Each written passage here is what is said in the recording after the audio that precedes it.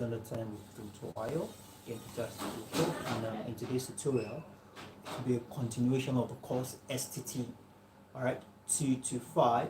All right, and STT 205. I beg your pardon. And today we're going to be concluding on the course. All right, on the written part of the course. All right, so in our next tutorial, we will be taking the calculation part of the course. All right. With this being said, let's hop straight into it. Okay.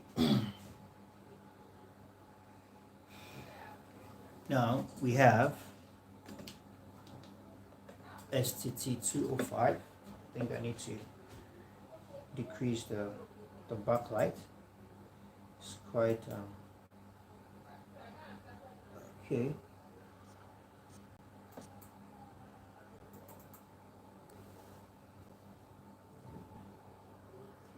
Okay, yep. I think it's better that way. Now we have STT. Okay, yep. Okay, 205. Okay. So we have in our last tutorial, we discussed a thing or two, all right, about what we have as the bar chart, the pie chart, the ogive. All right, so today we're taking our bearing from mean. All right, now all these bar chart, pie chart, they all have calculations, but we are not going to be doing the calculations now. All right, we're going to be dissecting the calculations. All right, when we start the calculation part of the course itself. Okay, so now let's talk about mean. All right, when we say mean, what are we talking about?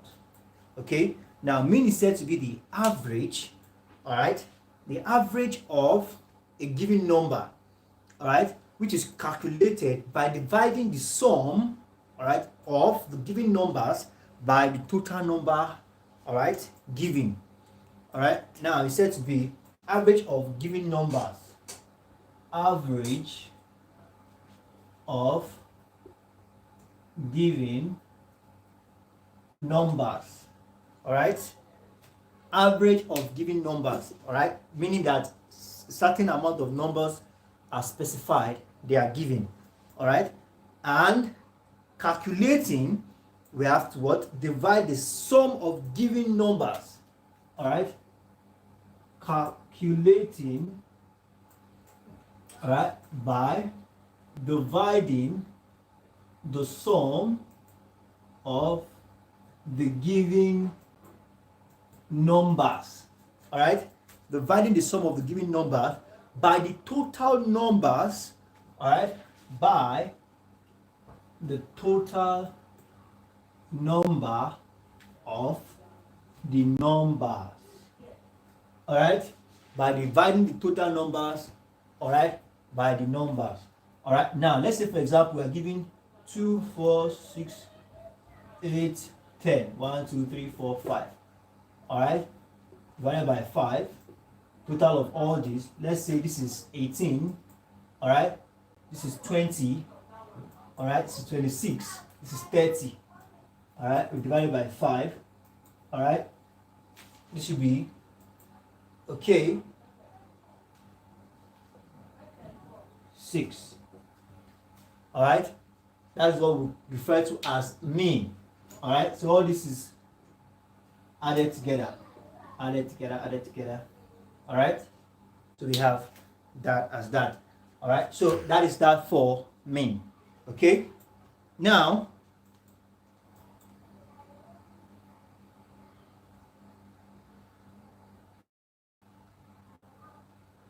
just a moment.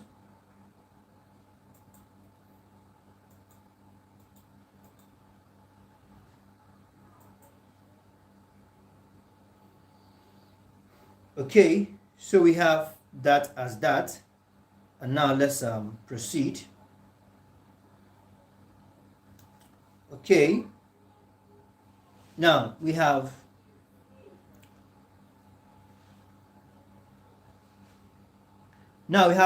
geometric mean.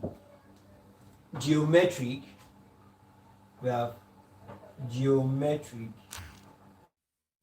the n root of the product of values, the nth root of product of values, all right, is what is referred to as the geometric mean.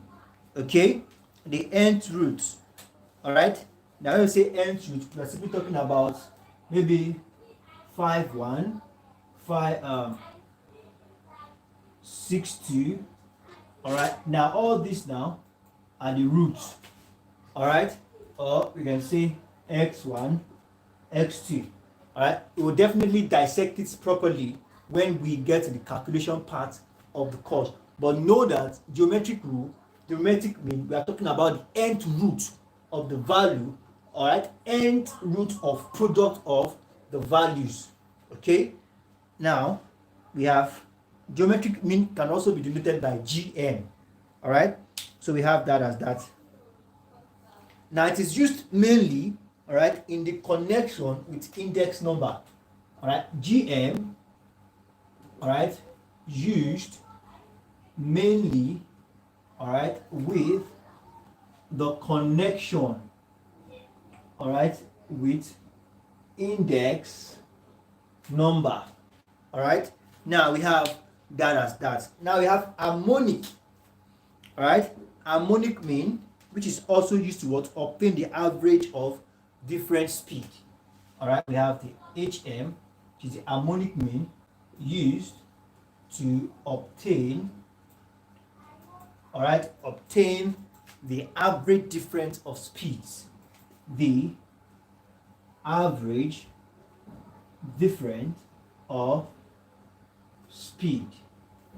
All right, that's that for the harmonic mean.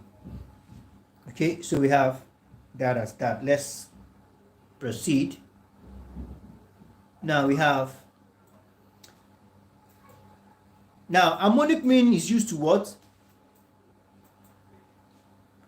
All right, is used to calculate the average ratio. All right, used mostly in engineering. All right, engineering. All right, used to calculate ratio. All right, average ratio, precisely. Calculate average ratio. Okay, so we have that as that. Now there's something called median. All right, now let's look at median. As I said earlier on, we are going to conclude on the course tonight, on the written part of this course. So by today, by tomorrow and next tomorrow, we'll be starting the calculation part of the course. Okay.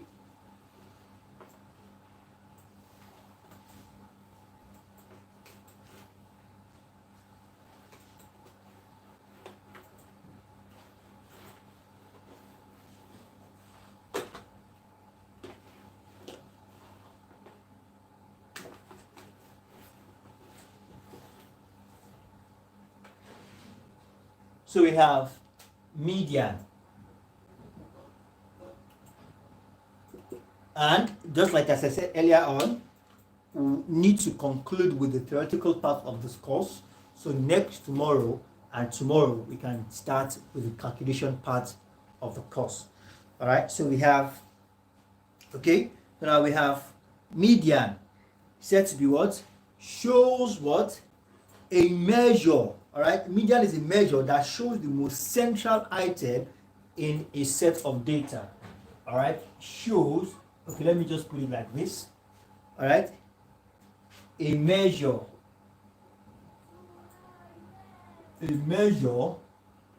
that shows, okay, it's a measure that shows the most central, what? The most central item in a set of data. The most central item in a set of data. All right, that is what a median does. It shows the most central item in a set of data. Okay, now, okay, so we have that as that.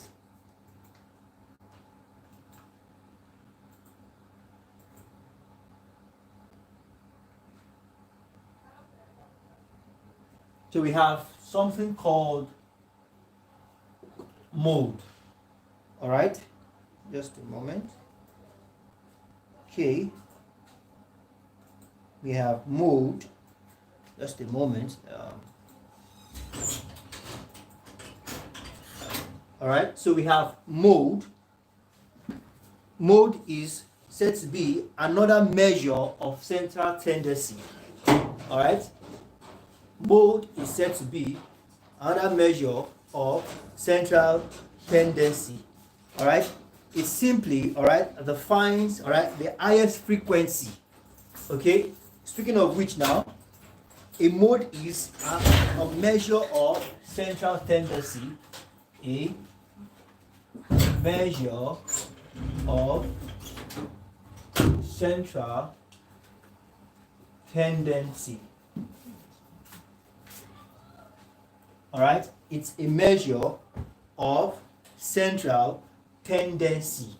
All right, it's simply defined as the value with the highest frequency. All right, simply defined as the value with the, all right, the value with the highest frequency. All right, the value with the highest frequency in the set of, all right, in a set of values. All right, it's said to be a measure of central tendency, just like the median. All right, and here we are particular about the value with the highest frequency in the set of values. All right, the value with the highest frequency, that's the key word here, the highest. All right, all this will properly dissect when we start the calculation part of the course. Okay, so we have that as that. Now we also have the fractal. All right, the fractal. Okay, now the fractal is said to be the value of items which, all right, is given, all right, through a distribution. Okay, now when we say the fractal, it is defined as the value of the item which is given, all right, fraction, a given fraction, all right, in a way through what we refer to as distribution. All right, now let's take that down. Value of item, all right, in which is given, all right, a value of item in which is given, all right, given in a fraction, all right, through, all right, through a distribution. All right, we'll get to know all this. Let's just have in mind all the mode, median, fractal, what everything stands for. All right, we get to know about all this properly when we get to know about this properly when we commence into the calculation part of the course fully. All right, so we have that as that. Now let's proceed. Okay, so we have now one of the most important fractal, all right, one of the most important fractal is what we call the quartile. All right, one of the most important fractal, the most important fractal is equal to all right, is equal to what we refer to as quartile. All right, quartile. Now in a distribution. Now, quartile is said to be the, all right, and quartile, we have both upper and lower quartile. All right, is we get to know properly. Now, let's not forget, when we say fractile, it has, all right, it comes, all right, in fraction. All right, so you expect your quartile to also be in that format. Okay, so we have that as that. Now let's proceed. Now we have decile. Okay, we have mode, median, fractile, quartile. We have decile. Now, when we say decile, decile is another fractile showing the tenth of the way of distribution. All right, shows the tenth. All right, represents the tenth way of distribution. All right, the 10th way of distribution. While we have the percentile, all right, represents the 100th, all right, way of distribution. All right, so we have, all right, we have that as that. So we get to know in our subsequent class, we get to know the formula for all these. All these has formula: the median, the mode, the fractile, the decile, the quartile, the percentile. All of them has formulas. All right, so we have that as that. Now let's proceed. Now there's something called symmetry and skewness. Okay, down from here.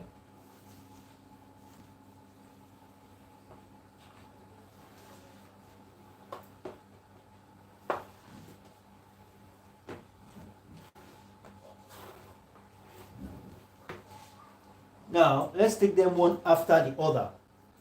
Now we have a symmetry distribution as a peak at the middle of the distribution, all right, with the slope on either side of the peak virtually equal to each other. Now, basically, what we have here on the symmetry and the symmetry, all right, talks about the level at which the distribution, all right, is at its peak, all right, level of the distribution, all right, at its peak. All right, now the direction of the skew depends on the relationship of the peak. All right, now the direction of the skew, all right, the direction of the skew, all right, is dependent, all right, is solely determined by the relationship of the symmetry, which is the peak of a distribution. All right, is dependent on the, what we refer to as the peak of the distribution. The peak of the distribution, all right, is dependent on the peak of distribution. All right, now let's move a little bit fast. Now we also have what is called range. Now a range is said to be distribution, all right. Now the range of distribution is the difference between the highest and the lowest value in a distribution. All right, range is one the easiest amongst all is the range. Very easy and straightforward to calculate. We have the difference between, all right, the highest and the lowest value in a distribution. All right, the difference, all right, between the highest and the lowest, all right, the distribution between the highest and the lowest values in a distribution, all right, is referred to as the range. Okay, now let's proceed. Now we have what we call standard deviation, which is SD. All right, SD, standard deviation. Now when we say standard deviation, is a measure of dispersion, all right, that enables us to determine the high degree of accuracy, all right, a level, a measure of dispersion that enables us to determine the high degree of accuracy where the values of a frequency distributed are located in relation to the mean. Now, SD and mean work hand in hand. Works hand in hand with the mean. That means before you can calculate for your standard deviation, you must first find the mean of your distribution. All right, we'll get there when we start plotting our table proper. We'll get there. All right, but before you can find the standard deviation, you have to first check the mean of your distribution, which is the frequency. All right, now, and it says here it is a measure of dispersion. All right, SD is a measure of dispersion.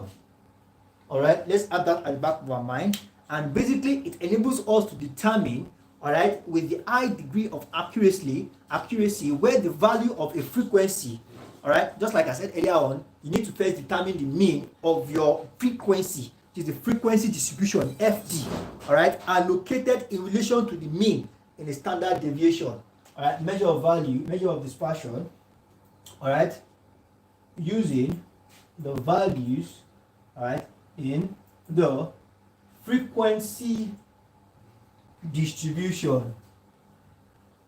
All right, so we have that as that. Okay, so we have coefficient of variation. All right, all this we have under that as that. Now let's quickly talk about sets. All right, now when we say sets, what are we talking about? This will be all we'll be taking tonight as soon as we are able to dissect sets. And I believe set is one thing we all have. I think we, in 100 level second semester, one thing we've properly dissected. I think we passed that level now with 100 level second semester. So it's just a little bit of, all right, introduction. All right, we're not going in depth. All right, it's a little bit of reintroduction. All right, so now a set is said to be a collection of definite, distinct objects. All right, a set, all right. Right, a set is said to be a collection of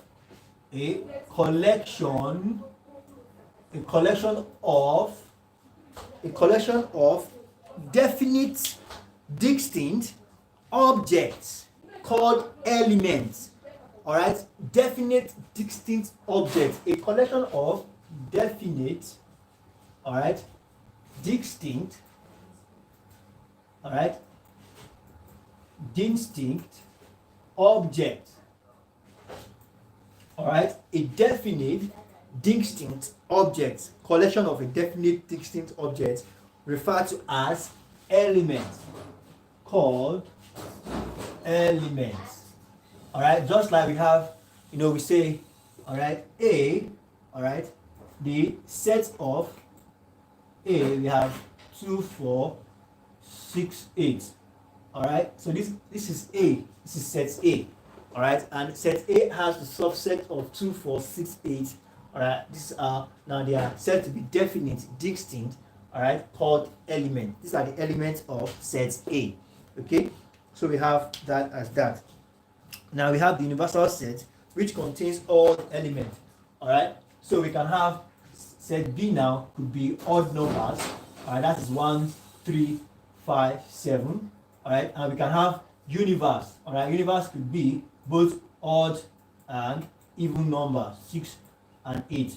All right, so basically you can find all the elements in set A and set B in the universe. All right, so we have equal sets. Equal set is said to be when set A, all right, set A equals set B. That means we have all the elements in set A and set B together. All right, here we have odd and even number. All right, so we have that as that. All right, and we have, okay, now let's proceed. Now there's something called probability. All right, there's something called, I mean, all these are just like the reintroduction of what we are doing now in other level second semester. All right, probability. A set B, a value between 0 and 1 that shows the likelihood of an occurrence or event. It's all about like the probability. All right, a set B, the value between 0 and 1. Value between 0 and, all right, 0 and 1 that shows the likelihood, all right, showing the likelihood of an event occurring. All right, the value between 0 and 1. Now, when they say an event, event A is 0 and event D is 1. All right, this simply means that event A is never going to happen. Never happening. All right, 100% chances. Now you can imagine you tossing a coin. All right, you can either get a head or a tail. All right, but tossing a coin, you can never get head is not possible. You can never get head or tail. It's 0. This is 1. All right, this is 0. If you toss a coin now, you can either get a head or a tail. All right, that is event B, which is the probability is 1. All right, but when you toss a coin and you are expected to get head and expected to get tail, just once you toss a coin, it is not possible. That probability, that event is said to be equals to 0. All right, so we have that as that. Okay, I think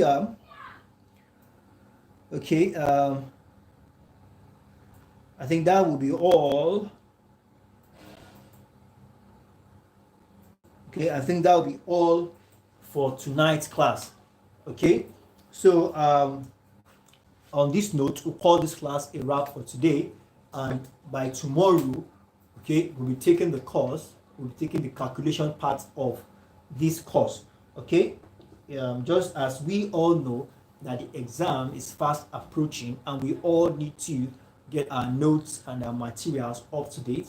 All right, if you are a member of this class and you are here to bring your notes up to date, do well to bring your notes up to date and send it to your respective class. Take a picture of this note, send it to your respective class, and I'm going to review them to know how well we are doing. All right, and for as many of those who are not aware of the private class, which we have a lot of things going down there, all right, where we have our one-on-one Telegram classes, right, series of exam practice questions made available to students, and exam keynote that works magic. All right, just do well to use the link in the description of this video and reach out to tutorial himself, and you can always get his WhatsApp DP. You can always DM him on WhatsApp using the link on the website. There's a WhatsApp icon on just the left bottom side of the interface of the website. You can just click on the icon and it takes you directly to my WhatsApp, and we can talk things out. All right, so thank you very much everyone for being a part of tonight's class.